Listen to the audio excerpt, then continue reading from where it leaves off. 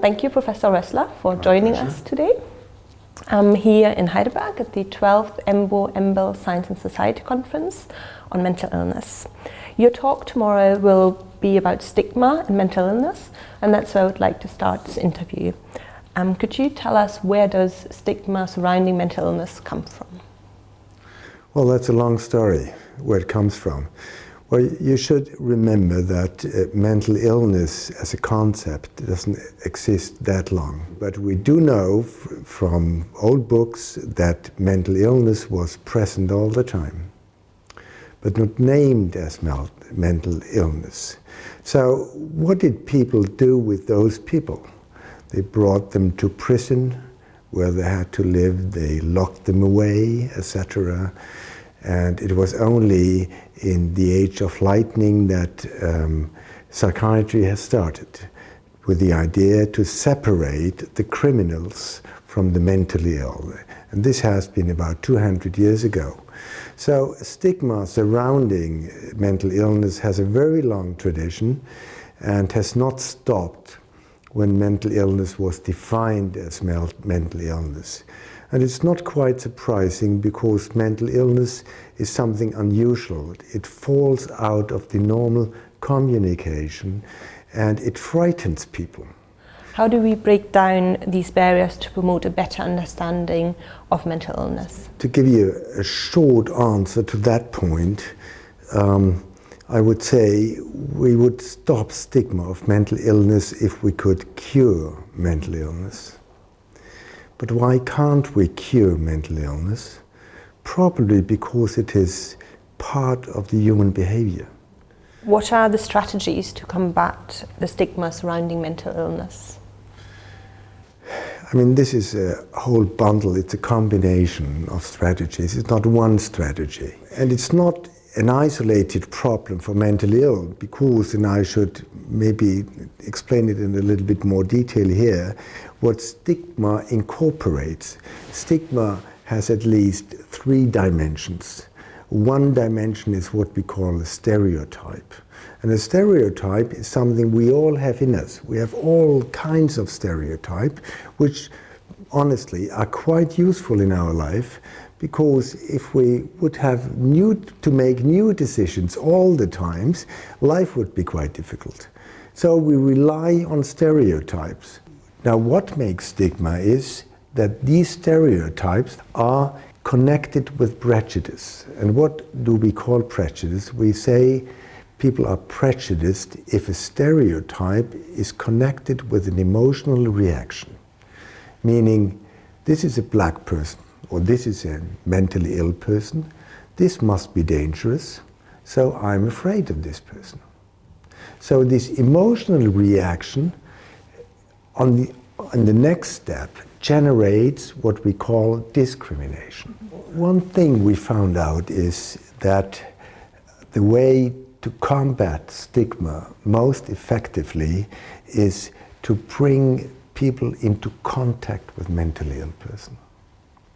This changes mind and opinions and emotions of the people mostly.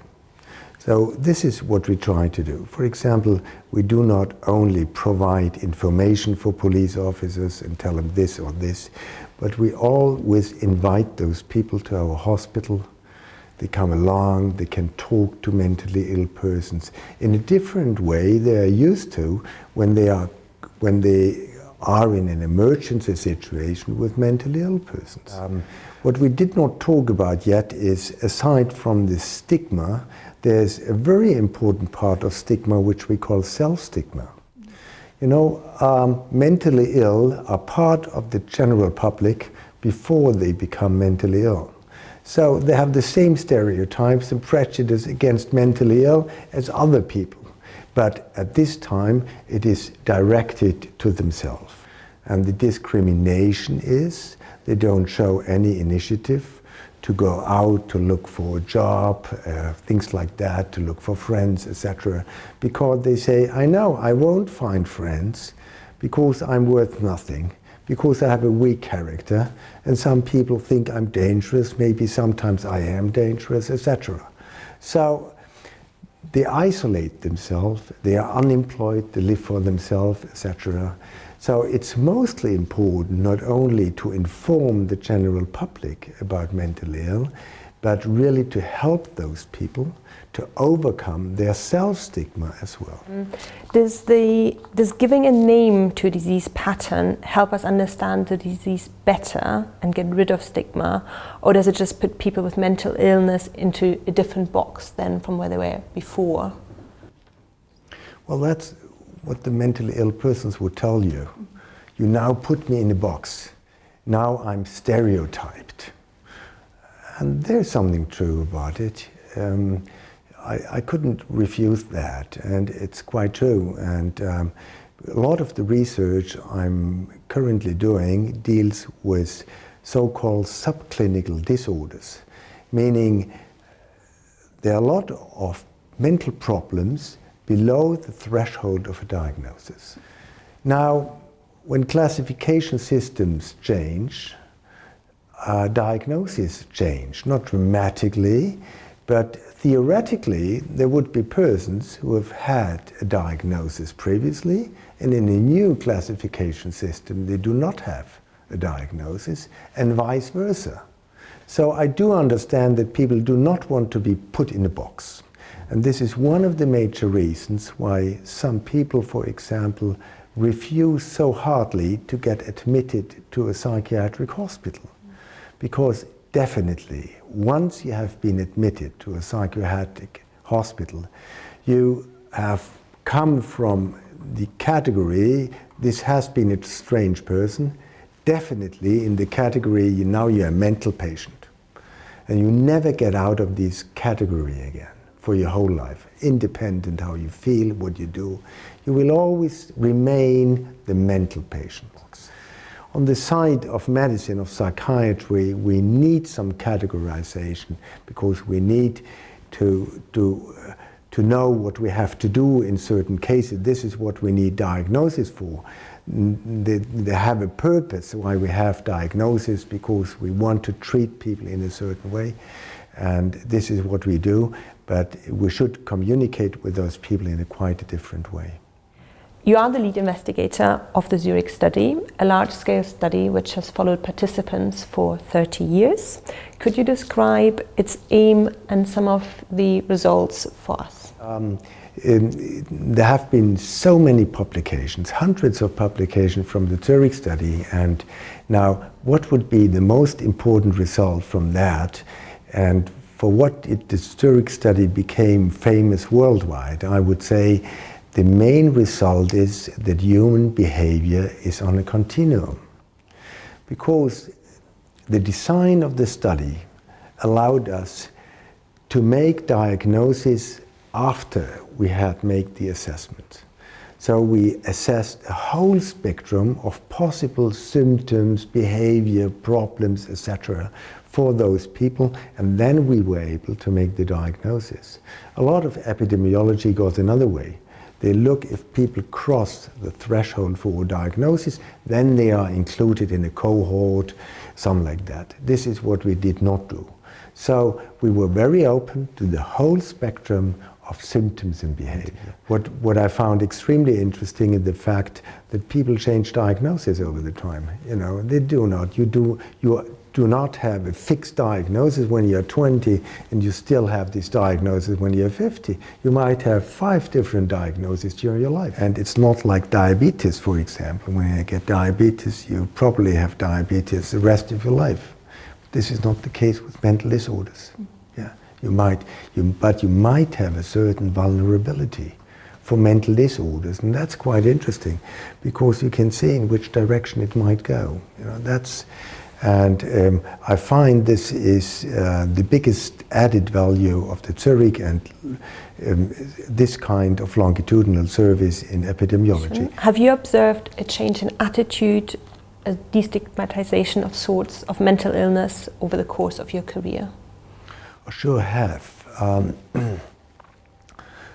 Well, actually, my mother used to tell her friend that I'm a neurologist because she was a little bit embarrassed that I'm a psychiatrist. But there has been a really dramatic change, and I'm quite often confronted with the question if mental illnesses increase, mental disorder increase. But what I think is that the threshold for the utilization of services has become so low that those people are present everywhere. And the second reason is that religion is not so important in Western countries anymore. But there's a new religion called psychology. So you need a psychological explanation for everything in your life. So this is why people are really always looking for causal relationship between what happens to them in their life and their psychosocial environment. So if you come to a psychiatrist and would say, I have difficulties with my partner, and the doctor would tell you, I've got a very good pill for that, you would probably say, this doctor is crazy. You know, I have problems with my partner, and he wants to prescribe me medication. So if you have a psychosocial model of mental disorders, you know, your approach would be very different. So it goes extremely apart what the doctors propose on the one side to say mental disorders are disorders of the brain on the one side, and the feelings of the general population, which really think this is in my heart, not in my brain, whatever that means. And looking back at your own research career, what do you think, what do you say, how has mental research changed since you started your research career? What I've experienced is that when I started in psychosocial research, well, I've not only studied medicine, I also studied psychology. So it was quite natural for me to stay in this branch in psychology, etc. And with the invention of new technology, psychiatry has changed dramatically. Imaging has been one of the corner points. Genetics had been one of the other corner points. But they have found very interesting thing, but let me make one point.